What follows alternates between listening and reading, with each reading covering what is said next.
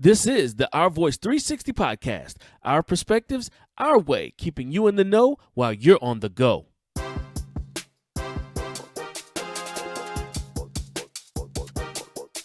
This podcast was created with you in mind.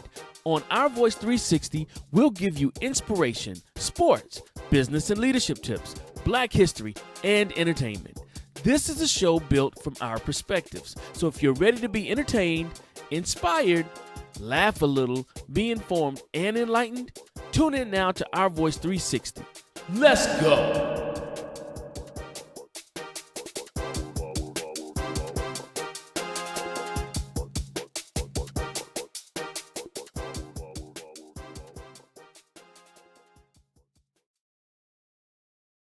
Hey, everybody, and welcome back to another edition of Our Voice 360, our perspectives, our ways. I have with me my man Pete Hunt.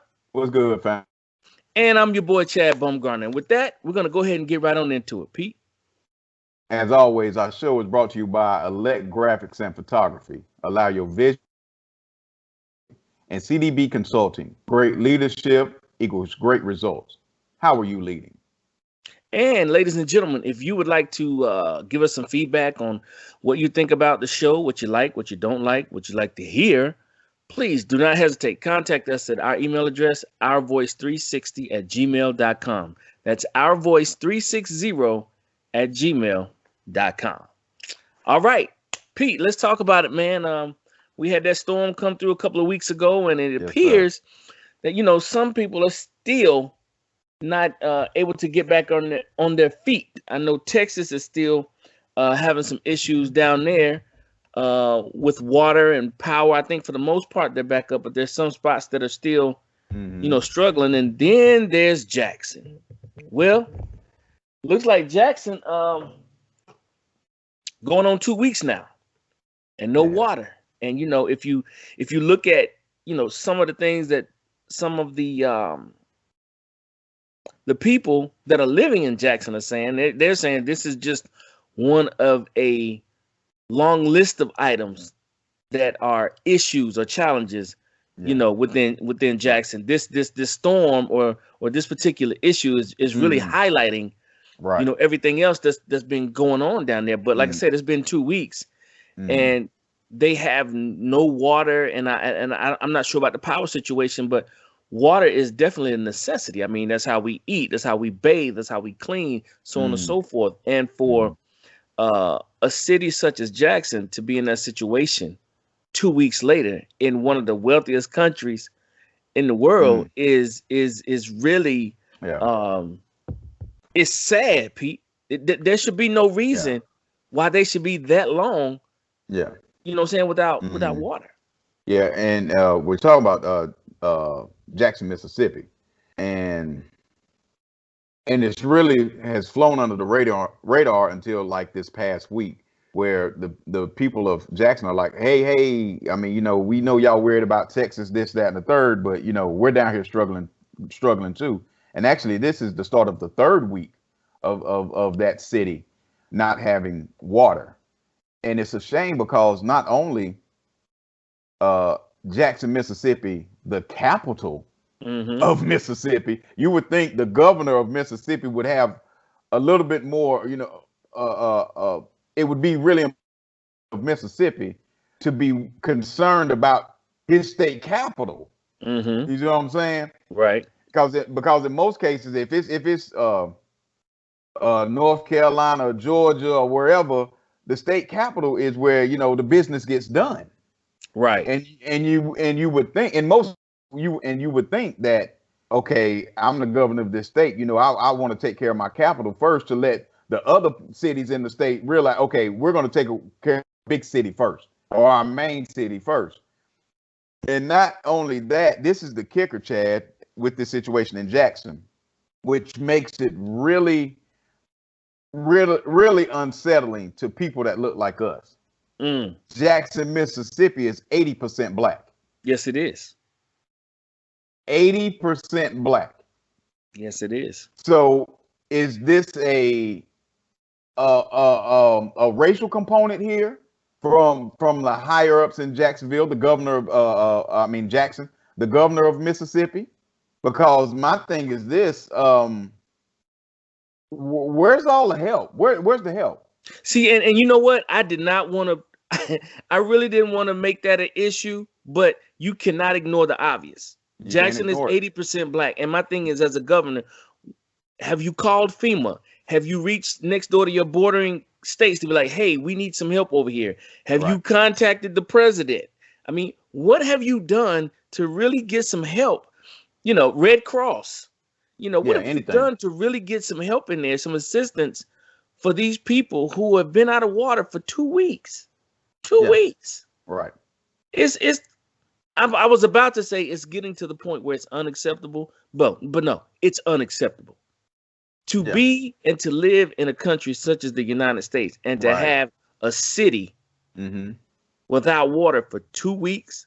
You have no organization, no nonprofit, nothing coming in to bring in bottled water or tanks of water where people can bathe and shower and wash their clothes Yeah. until Now, you get something.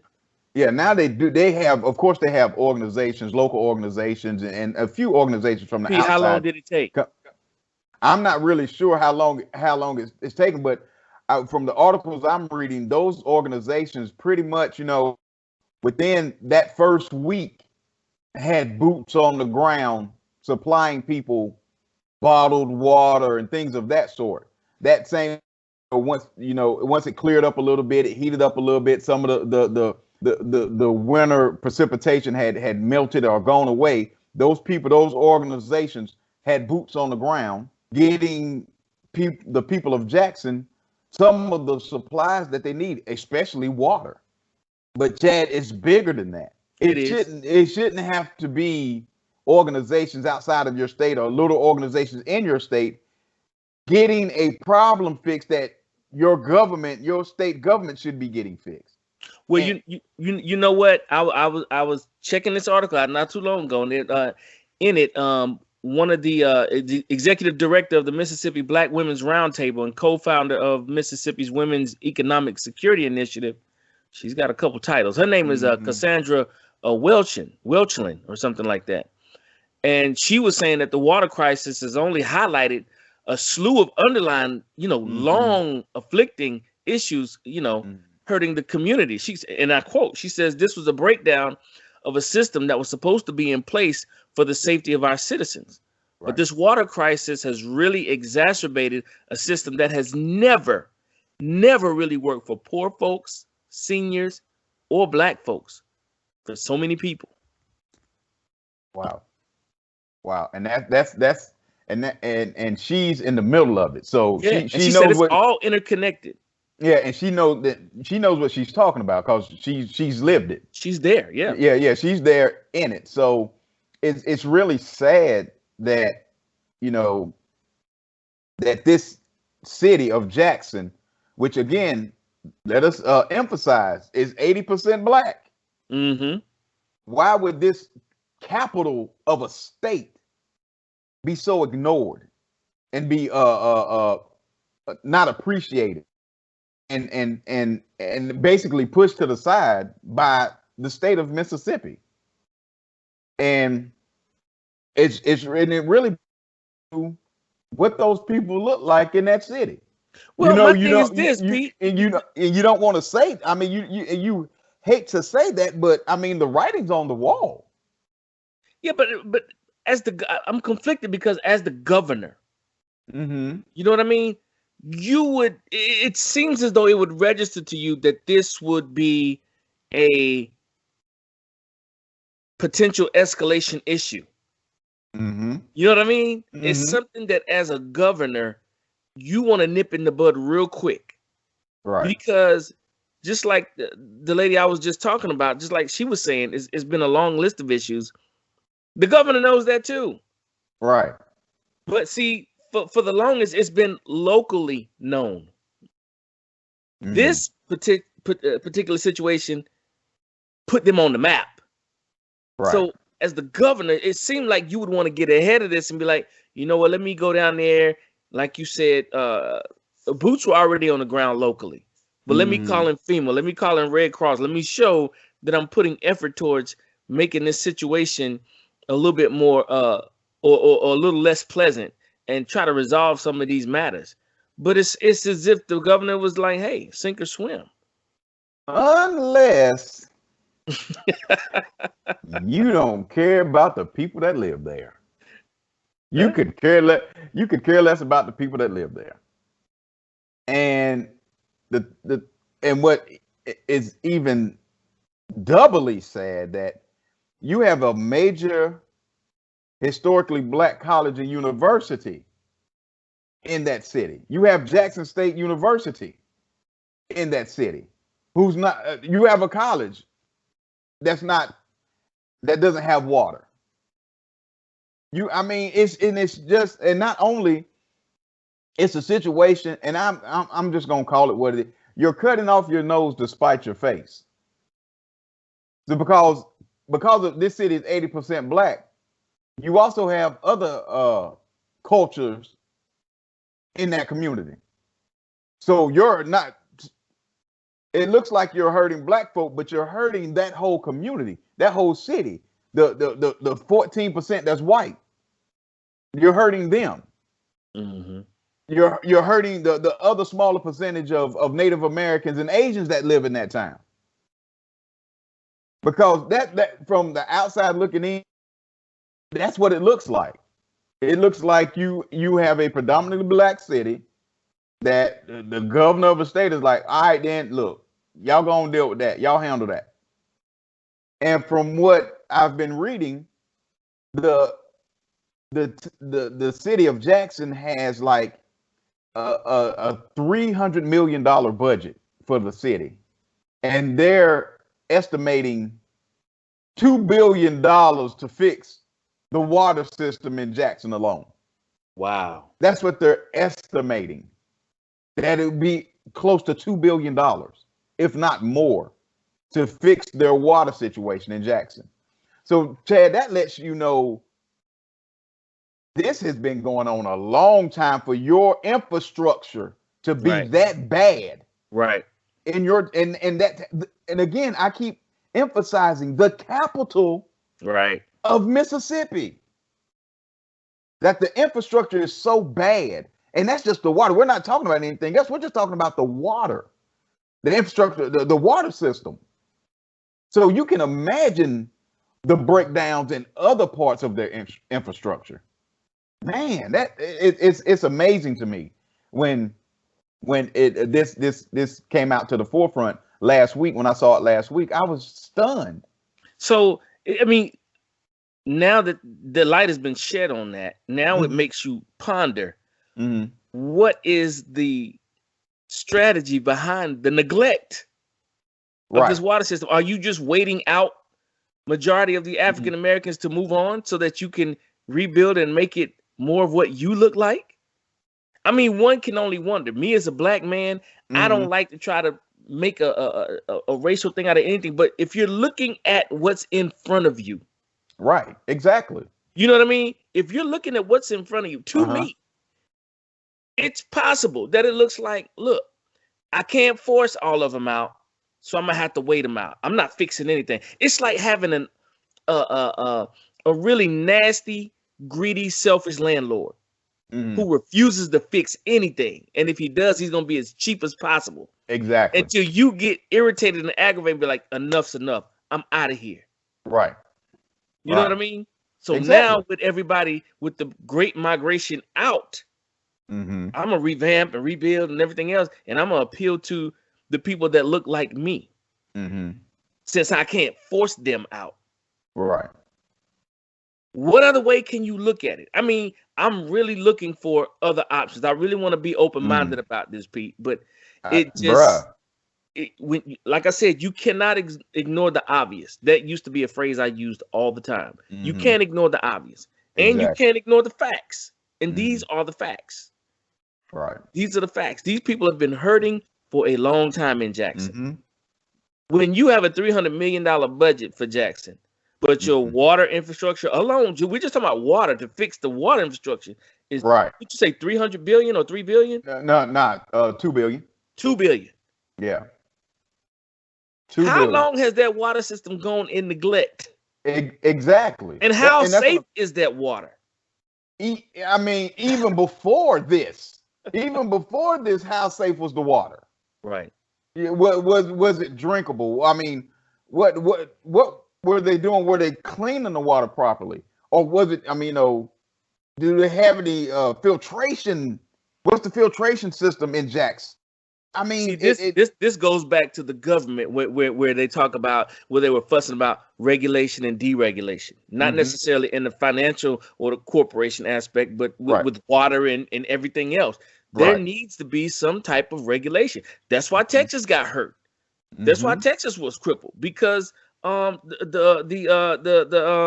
think the gas companies or whatever were deregulated. Yeah, the power grid. Yeah, and The then power, on top of everything was deregulated. So yeah, even though people had mentioned after they assessed those systems and like, yo, you really need to fix blah blah blah blah blah, just in case this, they had the option to go with it, be like, we good, and they and went now it with came the back to bite them in the butt.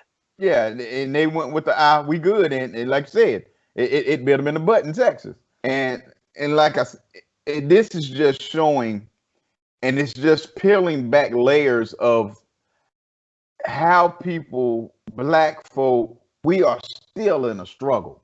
Yeah, We are still in a struggle, as and it's sad. It's sad, and it's poor people. It's poor black people that's being hurt the most, especially in these deep South states like a Mississippi, hmm, like a New Orleans. It's these deep South states that's just really this storm has really uncovered how bad people are really struggling that look like us. to me, it's the small towns in the deep South that America has forgotten, and I think Mm. people of a lighter hue are happy that they forgot, so that they can keep as much as the old way as possible Mm-hmm. until something like this happens. Now they're in the spotlight. They gotta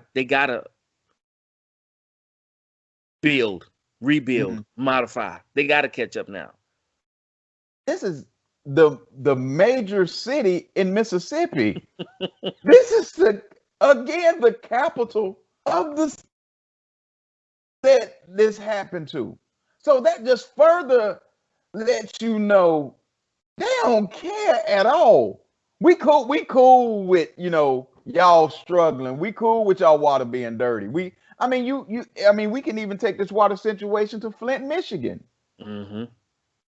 which was a predominantly black and poor white city. And they still haven't got that was what 7 years ago. Flint was 7 years ago, and they're just now kind of getting their system back together. And well, now I Didn't the think mayor finally go to jail? He was brought up on criminal charges. Was the yeah, mayor? the governor Governor, yeah. was brought up on criminal charges probably what a month, 2 months ago. Hmm. Was brought up on criminal charges because of the neglect of Flint. But it's a sad day, Chad. Like I said, it's sad that this country we've seen so much in the last 4 years, which I mean, a lot of us already knew the situation, but it was just really in front of us over these last 4 years.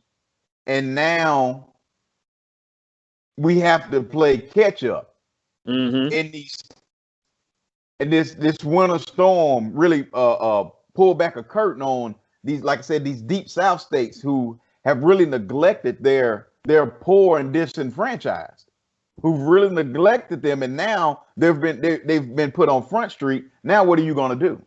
Right. Now Right. what are you going to do? I mean, what's the saying?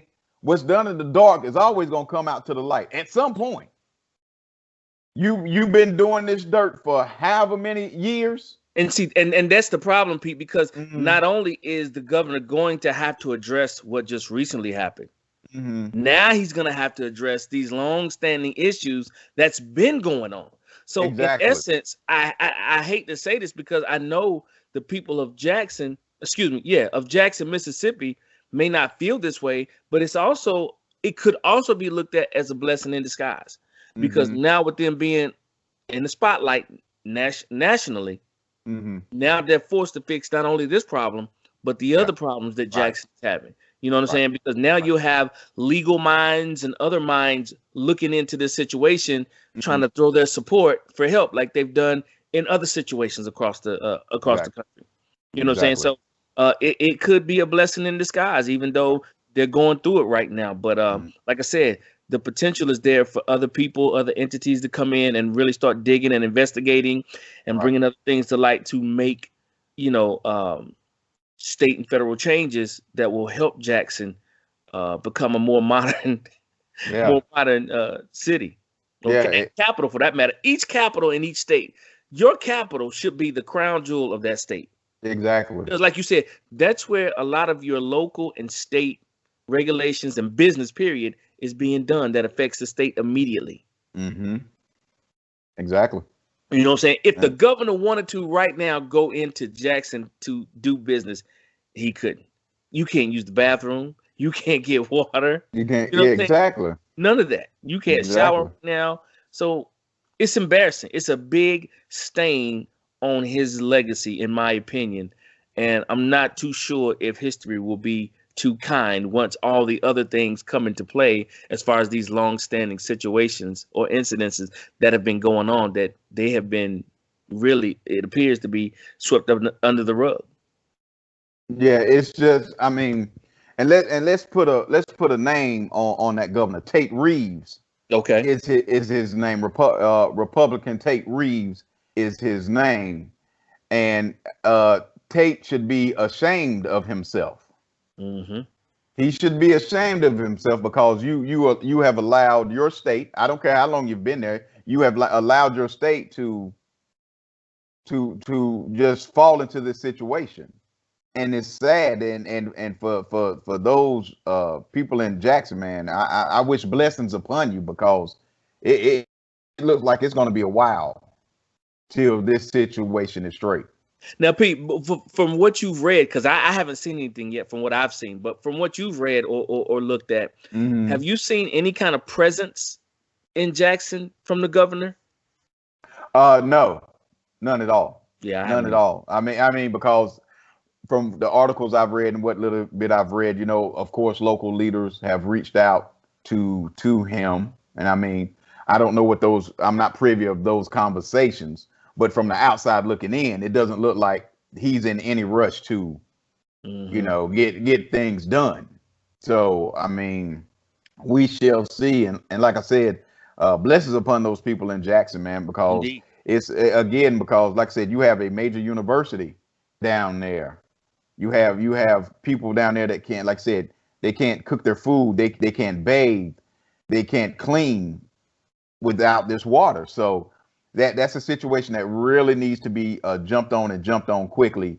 People in this country should not be going without water for 2 and 3 and 4 weeks at a time. Agreed. This is the United States of America, right? We should have an infrastructure better than what we're seeing in some of these states. I agree. And it's so funny because, Congress and the Senate and the House, all those guys, well, that's Congress, period. But we can go to Congress and immediately approve billions of dollars to go to war, to be a bully to somebody. But when one of our own cities in our own country struggles for weeks, all right, now all of a sudden, well, the government needs permission from the state to go in to apply aid, or there's some kind of form of chain of command or processes that need to be done. And I'm like, if the city is not able to help itself, or the state for that matter, the government should be able to, without any problem, come in to assist. That is what our government is for. We make up the government. We select the people to represent us in the government. We're all connected. It's our state. It's our country. Exactly. If one of the states is in need, or cities in need, and it can't help itself, right? You know what I'm saying? The government should be able to, without question, come in and provide aid and everything else that's needed. That's what we pay taxes. Yeah. Hey, what Pac say on Keep Your Head Up? We got money for wars, but can't feed the poor. Pac said it best. He did. Yeah, Pac said it best, man. So, Yeah. like I said, man, I know we're good to move on to another subject, but for those people in Jackson, we love you, man. We We do. praying for you, man. Blessings upon you, man. And hold your head, man. Hold your head. Indeed. Help is on the way. Yep. All right, so we're gonna turn the page to January 6th hearings in the Senate. For those of you who have been sleeping under a rock or really just don't care, they are now holding hearings about the January 6th insurrection from the Trump supporters and QAnon cult, Mm. if you will. Hmm. And might I add that the hearings thus far have been quite colorful. Um, we've learned a lot. Most of the And stuff we enlightening to say the least. enlightened to say the least. Yeah, we've learned a lot. Most of us have already known. But the biggest takeaways for me were it was just a huge failure Hmm. on multiple aspects. Hmm. You know, the city government, the local government, the federal government, or the military department, police departments, Hmm. and nobody's seeming to take accountability Hmm. for their actions. Everybody's pointing the finger, Hmm. but nobody's taking accountability. Now, based on the hearings yesterday from the general, the brother who just recently got appointed to a position, congratulations to Uh, him. Major General William J. Walker. Yes, thank you, sir. Hmm. Appreciate that, Major Hmm. General. I want to say congratulations to him, by the way, but I Hmm. love the fact of how he laid out Hey. uh, what actually happened, and more specifically how he mentioned that the process and procedures are quite elaborate, Hmm. but can be done within minutes. And to Right. prove his point was last spring and last summer Hmm. with a lot of the BLM um, movements and protests. It's really funny how that elaborate system worked without a glitch And would you say, Chad, in minutes? within minutes. That Yeah. elaborate system that he Hmm. talked about, but for some reason, that same elaborate system took 3 hours to Right. execute when it came to the January 6th insurrection. So it really highlights, you know, January 6th and what really happened. What was the what was the holdup? What was the Yeah. roadblock? You Yeah. know what I mean? It's just it again, Chad. It really shows us how I thought you was gonna break out into a hymn. I know, right? No, I actually I thought you went dark on me, so I was like, okay, I didn't know what happened. But Okay. back to what I was saying, how this country is really set up. Mm. Because again, like you said, it took a matter of minutes when it was black folk marching peacefully around the Capitol, in the vicinity of the Capitol in D.C. Just peacefully. We ain't burning no building. We ain't running up in no buildings. None of Right. that. Peacefully. I mean, we've seen the pictures of the armed basically the army. You know what I'm Yeah. saying? National Guard fully. Well, I mean, bulletproof vest and they AR-15s and they Walkie talkies and walk it, earpieces. and they ready to do it against a peaceful protest, but just as soon as they don't look like us, Mm-hmm. it's a free for all. It is. It was a free for all. You knew what was going to take place.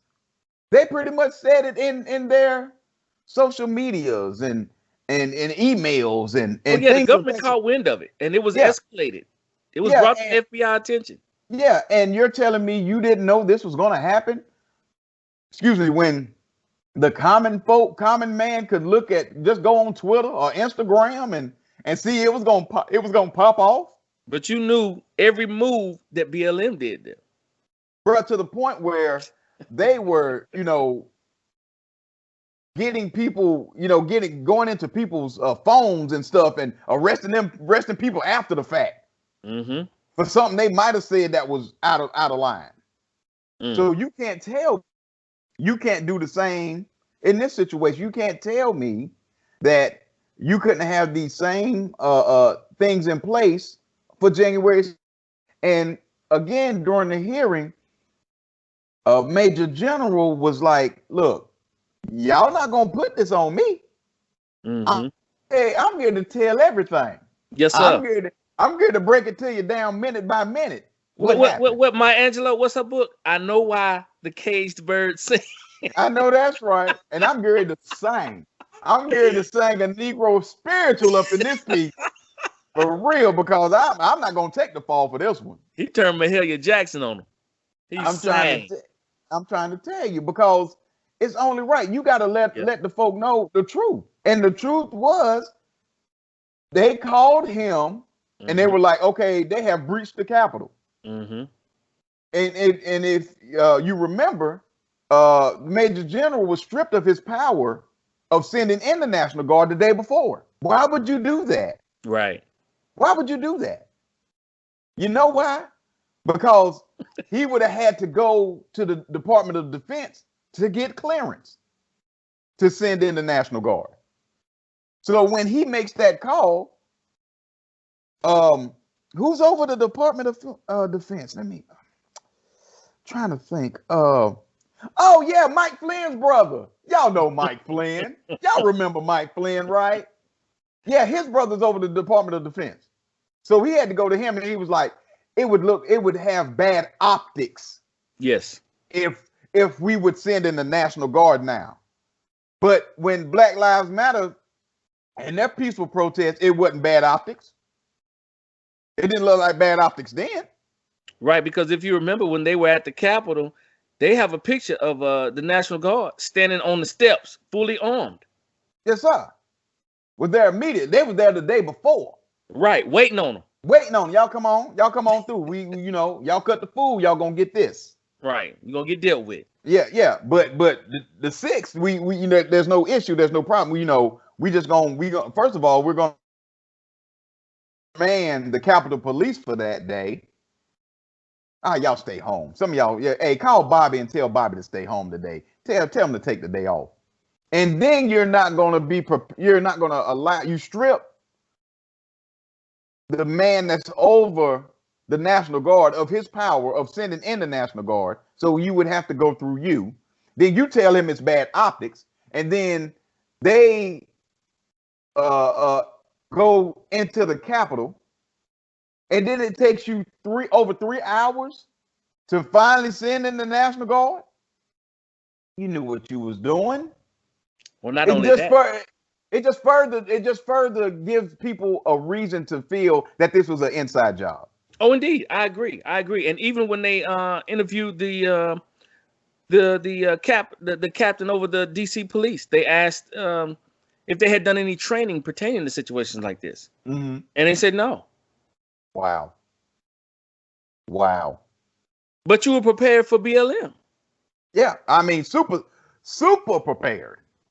I mean, it was to the point where it was, I'm not gonna say embarrassing, but let's just say it looked like y'all were well prepared for whatever happened. Yeah.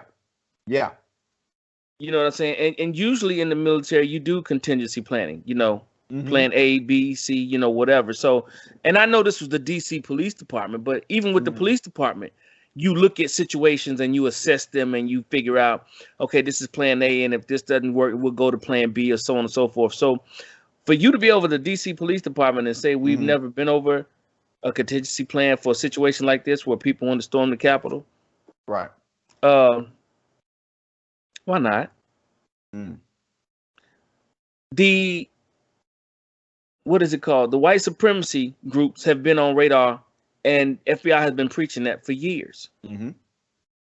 That they are a threat in our own backyard, not internationally, but here. Right. But it seems to have fallen on deaf ears until, of course, January 6th. Right.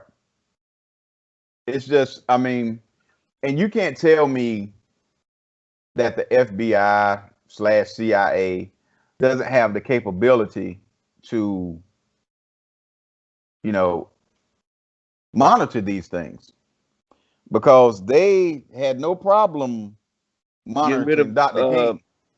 King. Say that again. They had no problem monitoring Dr. King. Why was you and I on the same wavelength? I was going to say that. I said they had no problem getting rid of King. Now, mind you, this was in the 60s. Exactly. It's 2021. They just confessed this year. Yeah. That was Malcolm. And they confessed, well, the other day, this was Malcolm. And that was Malcolm X.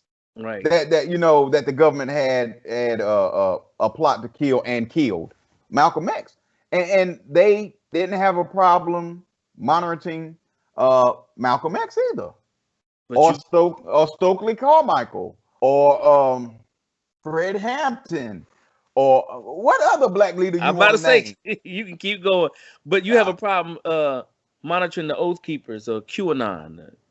Yeah, we can't. We don't know. You're posting pictures on social media talking. Will y'all help us find Billy Bob? You don't have no problem finding nobody else. But you found Osama bin Laden, allegedly. You didn't have no problem. Like I said earlier, you didn't have a problem finding anyone in the Black Lives Matter movement when you want to get them arrested. None whatsoever. I mean, it's laughable to me that how this government works when it comes to folk of color, and specifically black people. It's just, I mean, if you are thought of as a threat to this government and you're black, you're going to be on everybody's radar. It reminds me of a story a young lady told. It was a few weeks back, and she was she was on Twitter, and she was discussing about her father. Her father, not long after this happened on the 6th, her father was a former Capitol Police officer. Mm. And he told her the story of the day that not Elijah Muhammad, but what's our guy?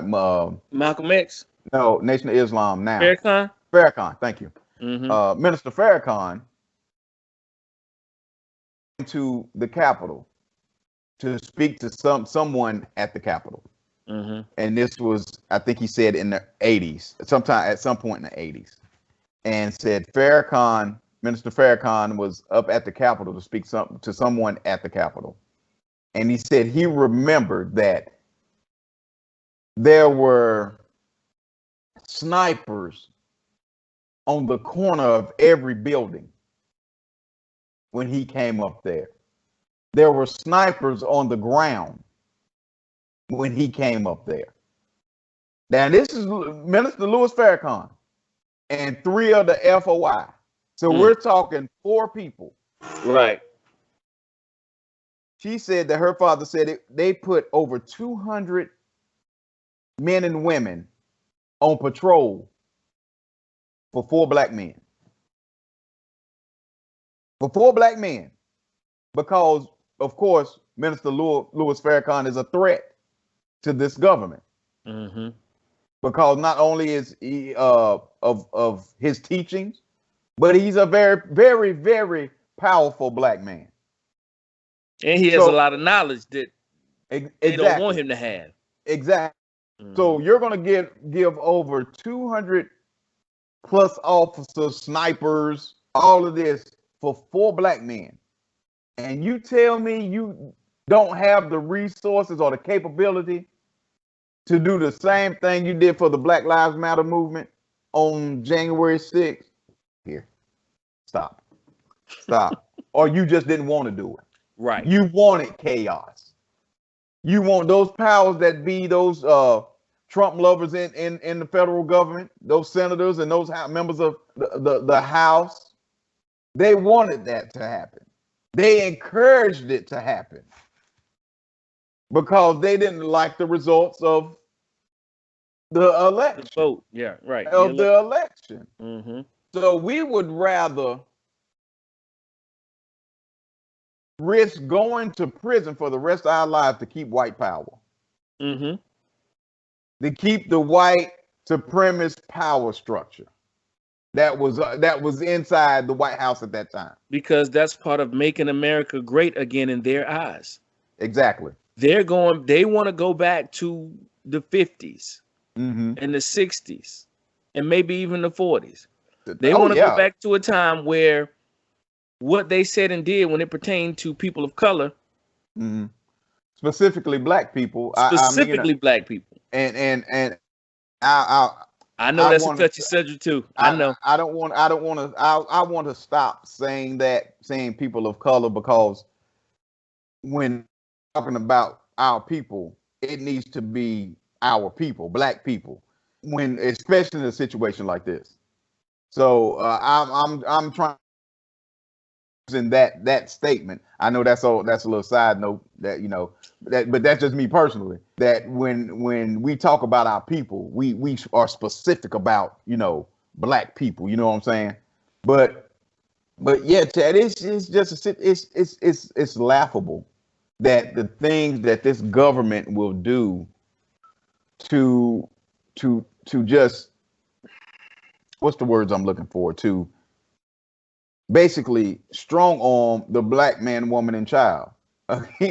Again, you have all of this military personnel when Black Lives Matter is there, but you have none for January 6th. Mm-hmm. And by the way, not that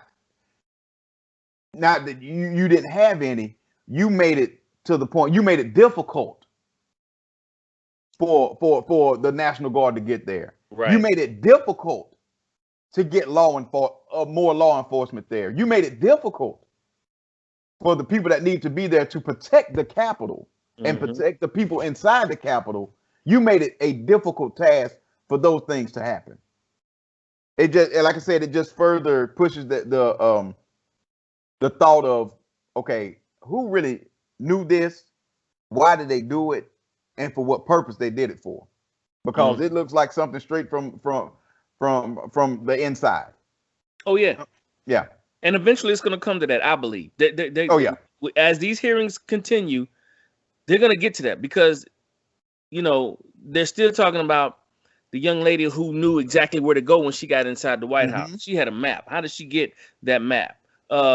Senator Clyburn out of South Carolina, he was saying how difficult it was to get to his office. Nobody really knows where his real office is, except for a few people. Exactly. But the mob went right to it.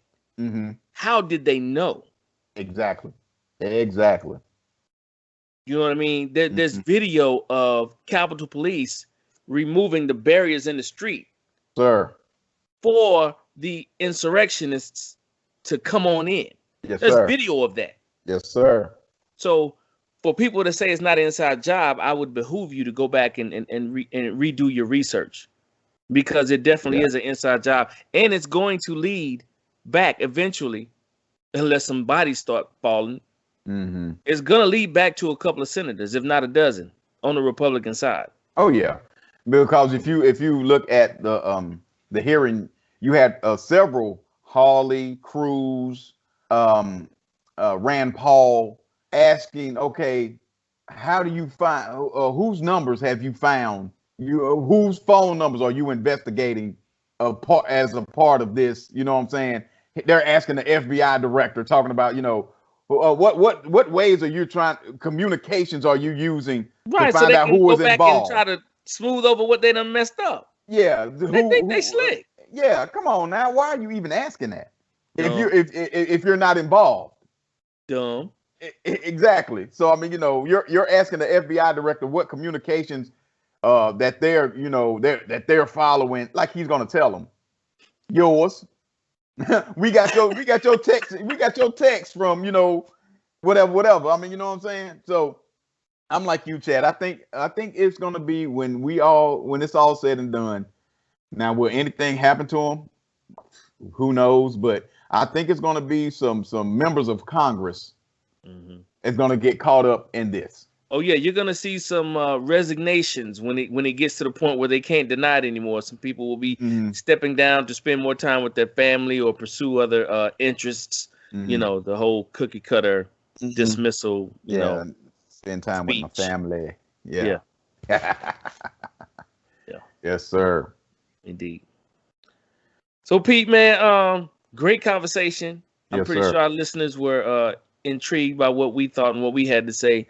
But let's move into another important part of the segment where we talked about the African American writers and the Hmm. books that we Hmm. we want to start giving people Yeah, to check out. yeah. Highlighting some of our great Black authors, and we talked to you a couple of weeks ago about, we're gonna start having the Our Voice 360 Book of the Week, Hmm.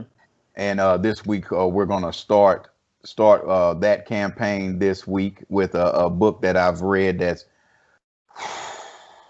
it's a phenomenal book.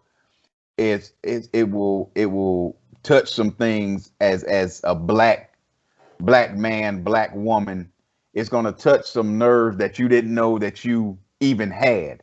Hmm. The author is Dr. Joy, and the pronunciation of her last name is Naliri, and it doesn't look like that, but that's how it's pronounced. The title of the book is Post Traumatic Slave Syndrome: America's Legacy of Enduring Injury and Healing. And we're going to try to put something up here. Hopefully it'll come up in the our YouTube showing. I hope that's coming up right now as we're discussing it. Again, you see the title of the book, and this book it's for, I mean, it's just not for our people. It's not for our people. If it's any person who wants to really delve into the psychological aspects of slavery, well, post-slavery, I should say. Dr. Joy does a great job of breaking down why our people are the way we are, especially after slavery. And she just really breaks down the PTSD that we are still having to Hmm. this day. This book was written in was published in 2005, but even in 2021, we still have that PTSD from slavery, from a psychological standpoint. Right. How that broke up, how the breaking up of our black families, how that affected us to now. Hmm. Stripping the father, how slavery stripped away the father from the mother and made the father basically looked at the black father as like basically the deadbeat dad, Hmm. and how that transformed the black woman into saying that, okay, I can do this without a man. Right. That whole dynamic that started in slavery. That's right. The Our self-esteem as a people, our low self-esteem as a people, as a black culture, that stems from slavery. The mistrust in our communities, the mistrust in our people, one another against one another, that started in slavery. Hmm. And it has gone through generation, and it's never been healed. Those wounds are still open. Have we healed somewhat? Sure, we have. But for the most part, it's still a psychological issue within the black community after slavery. Like I said, in this book, she explains that, and I don't want to give everything away, so I'm gonna stop it right here. I'm gonna say this point and stop it right here, because it's so much that she talks about in this book that's absolutely phenomenal. Um, about how, again, as a people, how our self-esteem for each other and our culture is so low. It's, man, again. Because we got to get back to self-reflection and self-history. Mm-hmm. That's one of the biggest breakdowns of our community. We don't know who we are anymore, Exactly. Oh, and she you touches know. on that also. Yes, sir. And yeah, and I haven't even read the book, and I know that's at least one aspect. Mm-hmm. we don't know who we are anymore, and there's so much self-hate, Mm-hmm. which stems from slavery as well. And a lot of the kids today, and maybe a few generations before, don't even recognize or know that. Mm-hmm. We've got to study our history, and it builds from there. And they spent billions of dollars making sure we don't know Mm-hmm. who we Mm-hmm. are. You know what I mean? Mm-hmm. Well, we have a connection to our past, but we don't realize it. But it's in Mm-hmm. our everyday lives. It's in our culture. It's how we speak. It's how we dress. Mm-hmm. How we interact with each other. The foods that we eat. Right. The music that we make and listen to. Right. It's all connected to our past, but we don't know that. Right. Like the Bible Because said, there's nothing new under the sun. We're mm-hmm. connected to our past. We just need to be retaught who we are, Mm-hmm. and to eliminate that self-hate. Right. And a lot of us think that our history started 1619 when we landed on this continent. Because to let the world tell it, our history started with slavery. Oh, no. We were kings and queens way before slavery. And I know we don't have enough time in this podcast to drop the real biblical aspects of the black woman and child in the Bible, with starting with character. We can start with the main character if you want to in the Bible. and his blackness, but we don't have enough time for that. We don't have enough time for that. But again, this book, The Post-Traumatic Slave Syndrome, America's Legacy of Enduring Injury and Healing, is read it. Just go and read. Whether you go to the library, I'm sure it's at the library. Check it out, or go buy it on download it on Kindle. Barnes and Noble. Download it on Kindle. However you read your books, this must be a book that's in your collection. Because I tell you, when you get done reading this book, you'll have a greater grasp on how our people, from a psychological standpoint, have suffered, have suffered, and it's still suffering at this day with the post-traumatic stress disorder of slavery, and how it just not only it's in our cells, it's in our DNA, it's in our genes. They're proving it scientifically that it's being passed down to generation to generation. Passing down from post-traumatic stress. And Dr. Joy does a great job of breaking it down from a mental and psychological standpoint. It's a great read. It's a quick. I mean, once you get into it, I couldn't stop reading it. Once you get into it, it's going to be a hard. Are you saying it's quite the page turner? Yes, it is, sir. It is, Chad. Yes, it is. It is a fantastic book. Let me give you the title again: Post-Traumatic Slave Syndrome, America's Legacy of Enduring Injury and Healing. We're going to try to let me put it up there again so you can see what the book looks like. There it is. That's what the book looks like, and the author, it is outstanding. It is an outstanding read, and I want all of our sisters and brothers to again getting back into reading. If you've never read anything in your life, start today. It's knowledge in books. Knowledge is power. And knowledge is power. Knowledge is power. And we have a lot of great Black authors out here that has a plethora of and wisdom to give us. We have to tap into it as a people. We have to tap into it, and that's why me, Chad, and Mike have want to start this reading program or book of the week, because we, as Black folk, we are entertainers and we like to entertain, and as this podcast goes, we touch on some very serious topics, and we entertain also, and we make you laugh, this, that, and the third, but we also want to pique your curiosity, your curiosity as far as learning and growing, and your growth as a person, not only as a person, but growth as a person to become a viable part of your culture, a viable part of your culture, because now, like I said, Chad, knowledge is power. Knowledge is power. And we need to get back to what we were best at, and that's education and educating. Exactly.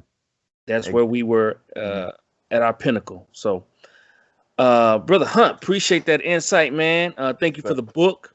Ladies and gentlemen, thank you so much for tuning in. We appreciate you taking time out of your day to watch and listen to us. And as always, like I said at the beginning of the program, if you have something that you want to, tell us as far as what you like, what you don't like, or what you want to hear and see, email us at ourvoice360@gmail.com, ourvoice360@gmail.com. And we're going to end our podcast with a Bible quote or scripture of the week. And it comes from Hebrews chapter 12, verse 14. And it reads, "Work at living in peace with everyone, and working at living a holy life.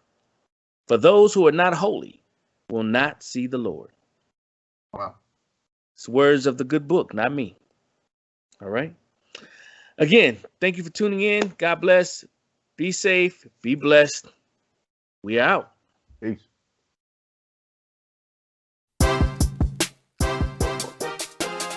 If you enjoyed this podcast, be sure to like and subscribe to the channel so you can be notified when a new show drops. Please rate and review this podcast and share it with your friends. Also, if you'd like to advertise or become a sponsor, please send an email to ourvoice360@gmail.com with your inquiry. We'll connect with you as soon as possible in hopes of creating a great partnership. And as always, thank you for tuning in to Our Voice 360. Our perspectives, our way, keeping you in the know while you're on the go. See you next week.